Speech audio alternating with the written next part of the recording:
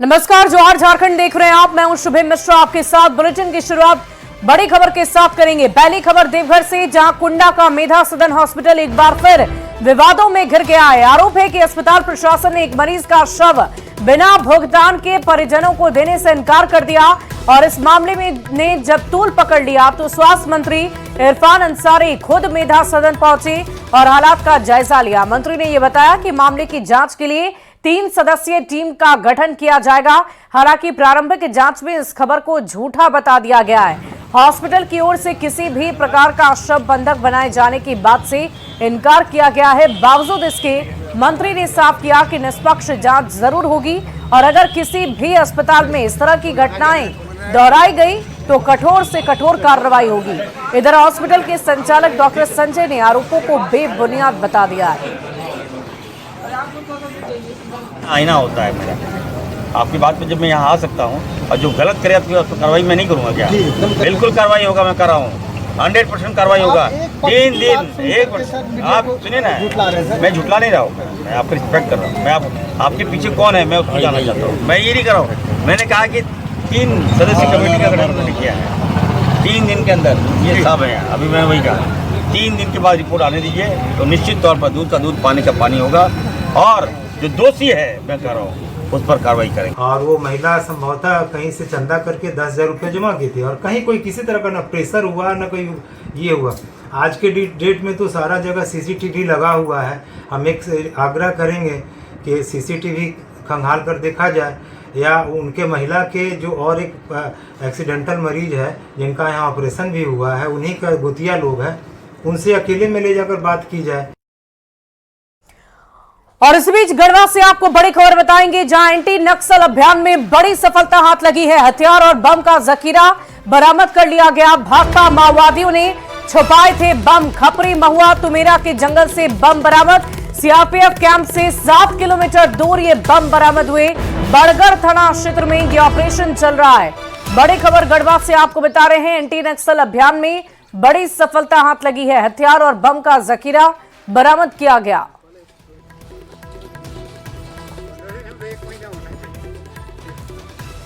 और इस बीच बोकारो से बड़ी खबर, मृतक प्रेम के परिजन का दिया मुआवजा। धनबाद के बीजेपी सांसद ने उसे मुआवजा दिया है। मृतक के परिजन को 50 लाख का चेक दिया गया है। बीजेपी सांसद ने डीसी से मीटिंग के बाद चेक दिया। बोकारो स्टील पर लापरवाही और साजिश का आरोप, हत्या का मुकदमा दर्ज कर जल्द गिरफ्तारी की बात। हर महीने 50 अप्रेंटिस को नियोजन देने की बात कही जा रही है। इस वक्त की बड़ी खबर बोकारो से आपको बता रहे हैं, जहां धनबाद बीजेपी सांसद ने मुआवजा राशि दी है। मृतक के परिजनों को 50 लाख का चेक काट कर दिया। इस घटना का मैं बहुत निंदा करता हूँ। बीएसएल प्रबंधन के द्वारा लापरवाही चलते और उनकी जानबूझ करके इतनी बड़ी घटना घटी है। बीएसएल द्वारा लगातार आश्वासन पर आश्वासन देते गए। इन लोगों को अप्रेंटिस करवा कर 15 साल से लगभग घर में बैठा कर रखा हुआ है। सारे पढ़े लिखे लोग हैं, सारे इंजीनियर बीटेक सारे किए हुए बच्चे हैं और उनको आज आंदोलन पर उतरना पड़ा। आंदोलन के दौरान ही बीएसएल प्रबंधन के साजिश के तहत सीएसएफ के द्वारा हत्या की गई। उसकी हर हाल में हत्या का मुकदमा होना चाहिए, वो जेल जाना चाहिए। दूसरी बात, इस परिवार को हमने हम लोग आपस में विचार विमर्श करके उपायुक्त कार्यालय में 50 लाख रुपया का मुआवजा और इनको अभी अस्थायी नौकरी जिसमें 25 से 30 हज़ार सैलरी होगा और उसको फिर अस्थायी के लिए यहाँ से प्रपोजल भेजा जाएगा तो जब उसको हम लोग अस्थायी करेंगे। अप्रेंटिस और बोकारो की कांग्रेस विधायक श्वेता सिंह को पुलिस ने रिहा कर दिया है। विस्थापितों के आंदोलन को देखते हुए उन्हें हिरासत में लिया गया।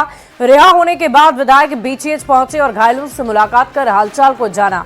घायलों से मुलाकात के बाद विधायक भी नाराज नजर आए। उन्होंने सूचना के अनुसार हिरासत में लिए जाने का आरोप लगाते हुए कुछ लोगों पर बोकारो स्टील की दलाली तक का भी आरोप लगाया।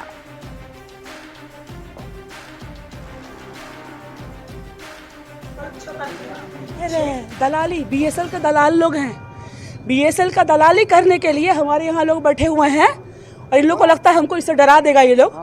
अब बोल के हम निकले थे डीसी ऑफिस से कि जो भी होगा हमको एक बार बात कीजिएगा। आप हमको कैसे उठा लिए? जो लोग शहर में उत्पात मचा रहा था उसको आप लोग उठाए नहीं। उसको तो आप लोग गवाह है ना। कौन बताइए तो, जो उत्पात कर रहा था कौन भीतर गया? हम क्या कर रहे थे? हम तो बीएसएल का गेट बंद कर रहे थे। आप हमको किस लिए उठाए? हम क्या कर रहे थे? 63 हटे ना, कितना दिन 63 लगा के रखिएगा? 63 से हमको डराते हैं आप लोग? बंद करके रख दिया, बिना बात किए हमको क्यों बंद किया? और इस बीच राजधानी रांची से बड़ी खबर का रुख कर लेंगे। सीरम डोरी सरना स्थल विवाद से जुड़ा हुआ मामला। आदिवासी समाज दो गुट में बटे, एक पक्ष कर रहा मीटिंग तो दूसरा पक्ष पहुंचा पूजा करने। कोई अप्रिय घटना ना हो इसे देखते हुए भारी संख्या में पुलिस बल की तैनाती कर दी गई है। बड़ी खबर राजधानी रांची से, जहां एक पक्ष मीटिंग कर रहा है तो दूसरा पक्ष पूजा करने के लिए पहुंच चुका है। कोई अप्रिय घटना ना हो इसे देखते हुए भारी संख्या में पुलिस बल की तैनाती सुरक्षा के मद्देनजर की गई। और लातेहार से अगली बड़ी खबर आ रही है। चंदवा में स्कूली बच्चों पर मधुमक्खियों का हमला। मधुमक्खियों के डंक से 20 बच्चे जख्मी। सभी बच्चों को इलाज के लिए अस्पताल भेजा गया। शिक्षा विभाग के कई अधिकारी अस्पताल में कैंप कर रहे हैं। सासंग मध्य विद्यालय की यह घटना बताई जा रही है। बड़ी खबर आपको बता रहे लातेहार से, जहां सभी बच्चों के ऊपर मधुमक्खियों ने हमला कर दिया।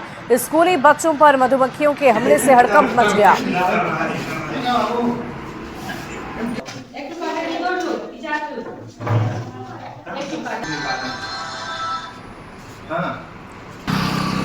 खाली लापरवाही। और इधर आयुष्मान योजना में ईडी की रेड को लेकर सियासत तेज हो गई है। जेडी विधायक सरयू राय का बन्ना गुप्ता पर हमला। उन्होंने कहा कि पूर्व स्वास्थ्य मंत्री रहते हुए 5 सालों में इन्होंने एक सिंडिकेट बनाया था। कोरोना के समय फर्जी अस्पतालों में फर्जी तरीके से मरीज के नाम पर आयुष्मान योजना के तहत करोड़ों का घोटाला किया गया। और अब बन्ना गुप्ता ईडी से बचने के लिए बीजेपी के दरवाजे खटखटाने लगे होंगे। बन्ना गुप्ता कल कांग्रेस को गाली दे तो ये कोई हैरानी करने वाली बात नहीं होगी, क्योंकि बन्ना गुप्ता समय समय पर अपना रंग बदलते हैं और गधे को बाप और बाप को गधा बनाने में उनको समय नहीं लगता। ये क्या होता है, जो मंत्री जी हैं बन्ना गुप्ता जी, उनकी विशेषता है कि रंग बदलते रहते हैं, ताल तिकड़म में माहिर हैं। हो सकता है कि उन्होंने संपर्क साधना शुरू कर दिया हो, भाजपा में उनके सूत्र हैं और भाजपा में जमशेदपुर में ही उनके नज़दीकी लोग हैं। अब शुरू करेंगे ताल तिकड़म भारतीय जनता पार्टी के नेतृत्व तक पहुंचने का और ईडी की कार्रवाई से अपना छुटकारा पाने का। और मुझे लगता है कि इस मामले में ईडी ने एक तथ्य इकट्ठा किए हैं, उसमें कई लोगों के फ़ोन कॉल को भी लोगों ने इंटरसेप्ट करके रखा है और बहुत सारे सबूत के बाद ये लोग यहाँ पर आए हैं। तो मुझे लगता है कि ईडी अगर आयुष्मान घोटाला का पर्दाफाश करेगी तो मंत्री जी इससे बच नहीं सकते हैं। और इधर वक्फ संशोधन बिल का इरफान अंसारी ने विरोध कर दिखाया है। उन्होंने कहा कि वक्फ संशोधन बिल लाने की क्या जरूरत थी, हम लोग आपस में ये मांगने नहीं गए थे। वक्फ बोर्ड में संशोधन करने के लिए आपको कौन बोला था, आपकी हिम्मत कैसे हो गई? आप कभी कुछ भी लागू कर देते हैं, कभी एनआरसी लागू करते हैं तो कभी वक्फ बोर्ड में संशोधन कर देते हैं और कभी 3 तलाक ला देते हैं। वक्फ बोर्ड में कौन आपको बोला संशोधन करने के लिए? आपकी हिम्मत कैसे हो गई? हर इल्जाम बताइए, कभी सीए लागू कर देगा, कभी एनआरसी लागू कर देगा, कभी वक्फ बोर्ड में संशोधन ला दीजिएगा आप, कभी 3 तलाक ला दीजिएगा। ये मुद्दा तो नहीं है देश में, इसलिए यहाँ की जनता काफ़ी आक्रोश है। और मैं फिर से कहना चाहता था, वक्फ बोर्ड जो हमें करना था, वक्फ में संशोधन और बर्दाश्त नहीं करेंगे, ये हमारा अधिकार है। हमारे पूर्वजों ने जमीन दिया और इसलिए जमीन रखा गया कि कभी जब मुसीबत होगा इस समाज को तो यूटिलाइज किया जाएगा। अब उस जमीन पे भी आपकी नज़र है। जब आप अच्छा हमारा कर नहीं सकते हैं तो बुरा क्यों कर रहे हो भाई? और केंद्रीय रक्षा राज्य मंत्री संजय सेठ ने वक्फ बिल के विरोध को लेकर कांग्रेस पर करारा वार किया है। उन्होंने कहा कि धारा 370 की बात हो, राम मंदिर की बात हो या फिर 3 तलाक या कुंभ, कांग्रेस पार्टी कभी भी खुश नहीं रही। उन्होंने कांग्रेस पर दोहरा चरित्र अपनाने का आरोप लगाया और देश हित जनहित के मुद्दे पर विरोध करने का भी आरोप लगाया। संशोधन बिल पास होने से देश की जनता खुश है, जो मुस्लिम लोग हैं वो भी खुश हैं, हमारे बच्चों को परवरिश अच्छी होगी, पढ़ाई होगी, तो ये अच्छा कार्य है। अब उसमें कांग्रेस पार्टी को तो जमीन खिसक गई भाई, तीसरी मर्तबा जनता ने उनको किराने लगा दिया। अब ये कारनामे करेंगे तो पूर्णतः इनका विराम लग जाएगा। और इधर एनकाउंटर में मारे गए अनुज कनौजिया से जुड़ी बड़ी खबर आपको बताएं। पुलिस को मिली अनुज की डायरी। अनुज के साथ रहने वाले 15 अपराधी 8 नेता हिटलिस्ट में आए। पुलिस कर रही मामले की जांच पड़ताल। झारखंड समेत उड़ीसा, बिहार और पश्चिम बंगाल तक छापेमारी जारी है और जल्द ही कई बड़े खुलासे हो सकते हैं। कई लोगों पर शिकंजा कस सकता है। जमशेदपुर के गोविंदपुर थाना क्षेत्र में एनकाउंटर हुआ था।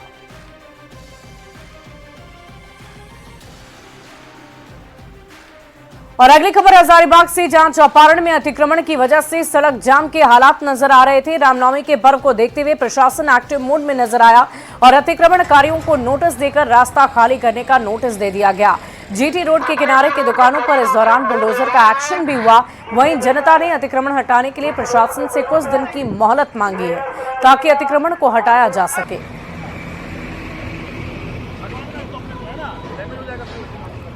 इसी में 2 वे होगा ताकि जो भी बोर्ड है बाहर में रखे हुए रोड किनारे और जो भी सामान है उसको अपना अंदर कर ले, ताकि कल जब 2 तरफ से गाड़ियां गुजरेगी एक ही रोड में तो किसी को दिक्कत नहीं हो, एक्सीडेंट की संभावना नहीं हो, उसी को लेकर।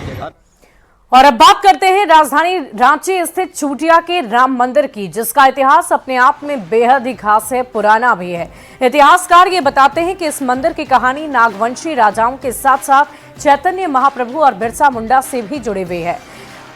1857 में जब बिरसा मुंडा ने उलगुलान किया था तो इसी मंदिर में पहुंचकर उन्होंने तीर उठाई थी और इसी मंदिर के तुलसी वृक्ष को लेकर बिरसा मुंडा ने बिरसा धर्म की भी स्थापना की। काम के धुन के साथ पूरा देश गुंजमान है। इस वक्त हम राजधानी रांची के एक ऐसे जगह पर खड़े हैं जिसका इतिहास बेहद ही पुराना रहा है। इतिहास नागवंशी राजा के वक्त से रहा है। इतिहास उस वक्त से रहा है जब बिरसा मुंडा ने उलगुलान की शुरुआत की थी। कहा जाता है कि इसी मंदिर से बिरसा मुंडा ने अपने उलगुलान की शुरुआत की और कहा यह भी जाता है कि ये जगह जो था वो नागवंशी राजाओं का जो राजधानी था वो हुआ करता था। इस वक्त इस मंदिर के जो अध्यक्ष हैं वो हमारे साथ हैं और इस मंदिर को स्थापित करने वाले शख्स के पूर्वज भी इस वक्त हमारे साथ हैं। देखिए, ये मंदिर जो है अति प्राचीन मंदिर 1685 ईस्वी में बनकर तैयार हुई है और इसको बनाने वाला नागवंशी राजाओं के राजा थे और उन्होंने इसे बना करके पूरा चूटिया नगर वासियों को दे दिया। और चूटिया नगर वासी जो है बोला भाई इसको आप लोग चलाइए। हमको सौभाग्य प्राप्त हुआ कि मेरे वंशज जो हैं सो रेलवे स्टेशन के बगल में जितना जमीन है एक जमीन टुकड़ा दिए जिससे माने धान आता था, चावल आता था, चलते आता था। इसलिए हमारा भी परिवार जो है लगातार आज तक 5वां पीढ़ी हम लोग हैं इसका सेवा कर रहे हैं।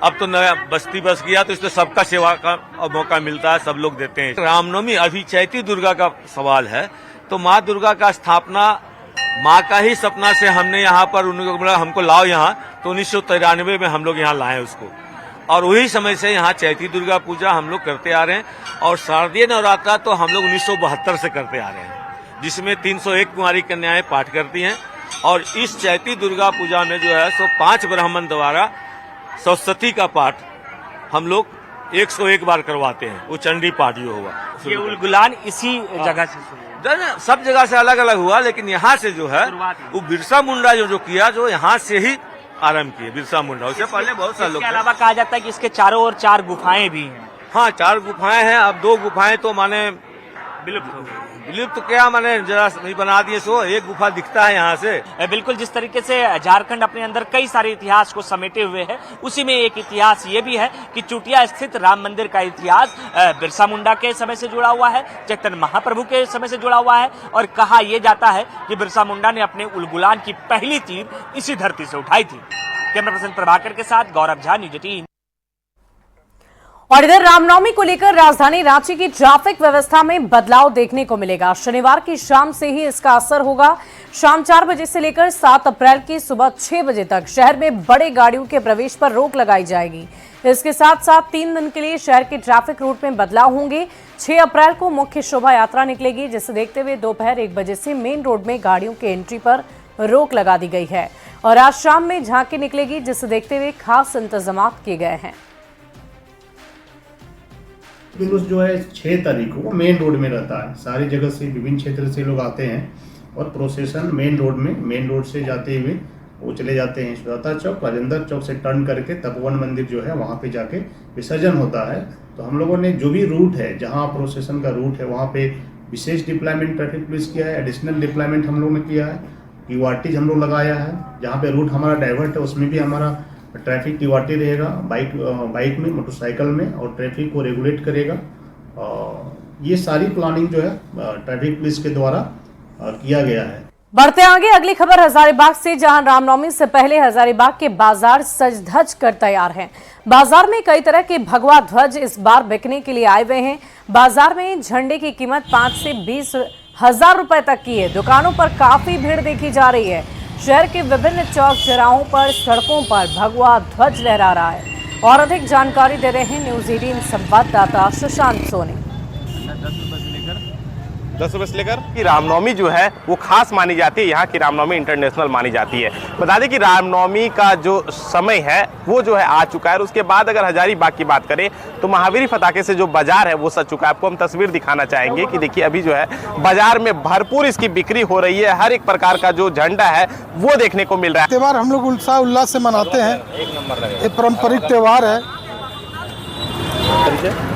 बस यहाँ गोलटोली में रहते हैं। साल भर का इंतज़ार होता है और बिक्री का तो छोड़िए, यहाँ राम भक्तों का तो जन सैलाब रहता है। लोग इस त्यौहार के लिए इंतज़ार करते हैं और भरपूर हर्षोल्लास के साथ ये त्यौहार को मनाया जाता है। दूर दूर से लोग आते हैं और झंडा खरीदते हैं, क्योंकि यहाँ हजारीबाग में झंडे की दुकान बहुत ज़्यादा लगती है। क्योंकि हजारीबाग की जो रामनवमी है वो इंटरनेशनल रामनवमी है, तो लोगों का मानना है कि यहाँ पे झंडे का जो रेंज है हर तरह का मिल जाता है। इसीलिए लोग दूर दूर से यहाँ झंडा खरीदने आते हैं। कहीं ना कहीं इन दुकानदारों को भी इंतजार होता है कि रामनवमी के अवसर पर जो झंडे की बिक्री करें, तो वहीं जो है हजारीबाग ही नहीं बल्कि अन्य जिले से जो लोग हैं हजारीबाग में भगवा झंडा कह ले या फिर महावीरी फटाका कह ले, इसे खरीदारी करने के लिए पहुंचते हैं। सुशांत सोनी, न्यूज 18 हजारीबाग।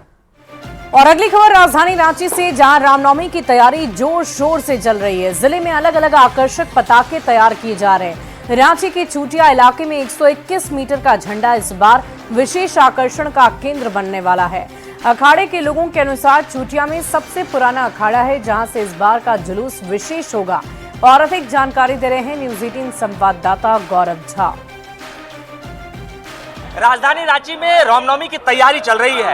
अलग अलग अखाड़े से कल जो है जुलूस निकाला जाएगा और उस जुलूस से पहले की ये तस्वीरें हैं कि सबसे बड़ा जो झंडा राजधानी रांची में निकलेगा उसकी तैयारी तमाम लोगों ने कर ली है। कहा जा रहा है कि ये जुलूस चूटिया से निकलेगा और तपोवन मंदिर तक जाएगा। जय जय श्री राम के नारे के साथ ये जयकारा और उसके साथ साथ जो उत्साह है वो लोगों में देखने को मिल रहा है। ये महावीर जी का पताका 121 मीटर का है, जो बजरंग दल सेना के द्वारा निकाला जाएगा। इस शोभा यात्रा में हमारे प्राचीन श्री राम मंदिर मुख्य मंदिर है, यहाँ से हम 21 झंडा लेकर निकलते हैं। तत्पश्चात यहाँ से लेकर नीचे चुटिया शिशु मंदिर के प्रांगण में जाते हैं, वहाँ सभी को निमंत्रण देते हैं। और हमारे सभी अखाड़ाधारी, हमारे चुटिया में अभी 32 अखाड़ा चलता है, ये अखाड़ाधारी सभी हमारे साथ आते हैं और उनको लेकर हम बहु बाजार से करबला चौक से उल हाउस से आगे बढ़ते हुए तपोवन की ओर जाते हैं। बिल्कुल, पिछले वर्ष की बात करें तो 111 मीटर की झंडा जो है वो यहाँ से निकाली गई थी, लेकिन इस बार 121 मीटर का झंडा, और इनका दावा है कि रांची भर में ये सबसे बड़ा झंडा रहने वाला है। कल ये झंडा जो है वो चूटिया से निकलेगा और सीधे तपोवन मंदिर तक पहुंचेगा। कैमरा पर्सन प्रभाकर के साथ गौरव झा, न्यूज 18 रांची। और इधर पलामू के हैदरनगर में देवी धाम में भक्तों की भीड़ उमड़ रही है। चैत्र नवरात्र के मौके पर देवी धाम में मेला लगता है, जिसे भूतों का मेला के तौर पर जाना जाता है। नवरात्र के दौरान देवी धाम में झाड़ फूंक का भी आलम नजर आ रहा है। इस दौरान अंधविश्वास की जड़ें काफी गहरी दिखती है। यहाँ एक पीपल का भी पेड़ है और मान्यता है कि इसमें कील ठोककर प्रेत आत्मा को दफन कर दिया जाता है।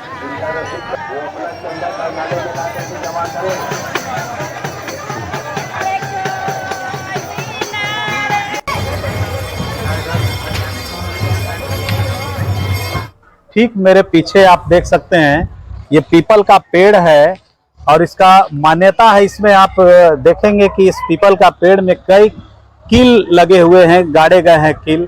और इसका मान्यता है कि जो भूत प्रेत से ग्रसित यहाँ लोग आते हैं उनका झाड़ फूंक करके और जो प्रेत आत्मा है उसको इसी कील में दफनाया जाता है, बंद करके इस पीपल के पेड़ में उसको लगाया जाता है। और आप देख सकते हैं कि हजारों की संख्या में इसमें जो कील है वो मैं तस्वीर में दिखाने की कोशिश करूंगा कि चारों तरफ जो ये पेड़ है इसमें लाखों की संख्या में कील है। भूत को बंद करते हैं या बाबा या झूठ करे कि सच करे वो समझे। बाकी बंद करता है। हम हमारे बंद करके इसको इसमें गाड़ देते हैं। हाँ, सीमेंट ठोक देगा। ये वापस आने का कुछ ना, जो रेत आता उसको कील में बंद किया जाता है बस। ये कब से ये चल रहा है यहाँ पे? आज कितना पुस्तक से चल रहा है। हाँ। और यहाँ जो मेला है इसको भूत मेला भी लोग बोलते हैं। हाँ। हैदरनगर को। हाँ। तो आप लोग यहाँ पे पूजा कराते हैं, लगभग कितने लोग आते होंगे रोज? हाँ, कम से कम 500 आदमी आता होगा। नीलकमल, न्यूज़ 18 पलामू। और बात चाईबासा के सदर अस्पताल की करेंगे, जहां आज से हृदय रोग की जांच सुविधा शुरू हो गई है। कोलकाता के पीयरलेस हॉस्पिटल के हृदय रोग विशेषज्ञ इस पूरे मामले की जांच कर रहे हैं, जिससे मरीजों को लाभ भी मिल रहा है। इस दिन में हमारे पास कार्डियोलॉजिस्ट डॉक्टर कौशिक विश्वास कोलकाता पीयरलेस से आए हुए हैं और इन्होंने आज से अपना काम शुरू किया और ये लगातार काम करेंगे। अब इनसे चर्चा में बैठना होगा कि ये कब कब आ पाएंगे और मेरे ख्याल से ये शुरुआत अच्छी शुरुआत है और आगे भी हम लोग कुछ इस तरह की व्यवस्था करने जा रहे हैं। सदर अस्पताल चाईबासा में आज से हृदय रोग की जांच शुरू हो गई है, जहां पश्चिम बंगाल के कोलकाता से पीयरलेस हॉस्पिटल के हृदय रोग विशेषज्ञ यहां पहुंचे हुए हैं और ज़िले के विभिन्न क्षेत्रों से मरीज यहां जांच के लिए पहुंचे हैं। और ये ज़िले के जो सबसे बड़ा अस्पताल सदर अस्पताल है, यहां एक नई शुरुआत है। पहले इस क्षेत्र में कार्डियोलॉजिस्ट हृदय रोग संबंधी कोई डॉक्टर नहीं थे, जिसके कारण यहाँ हृदय रोग से संबंधित जो मरीज थे उनको जमशेदपुर, रांची या अन्य शहरों में जाना पड़ता था, जिससे उन्हें आर्थिक बोझ भी उठाना पड़ता था। अब यहाँ समय समय पर हृदय रोग विशेषज्ञ डॉक्टर आएंगे और यहाँ जो भी मरीज हृदय रोग से संबंधित होंगे उनका जांच किया जाएगा। तो ये क्षेत्र के मरीजों के लिए एक बड़ी सुविधा यहाँ शुरू हो गई है।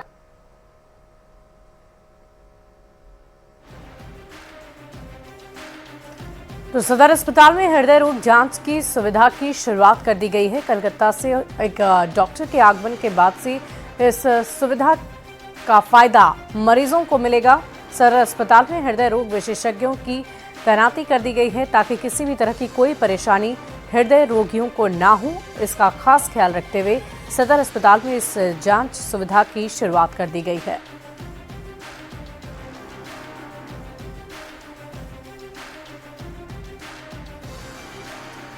और इसी बीच धनबाद से बड़ी खबर आ रही है। बाइक चोर गिरोह का खुलासा। बाइक चोर गिरोह का सदस्य पकड़ाया। निशानदेही पर 4 चोर गिरफ्तार हुए हैं। छापेमारी में चोरी की 5 बाइक जब्त। तोप चांची के मानटाड़ में बड़ी सफलता मिली है। बागबारा एसडीपीओ ने इस बाबत जानकारी भी दी। और फिलहाल इस बुलेटिन में अभी के लिए बस इतना ही। आगे देखिए खबर 1 मिनट।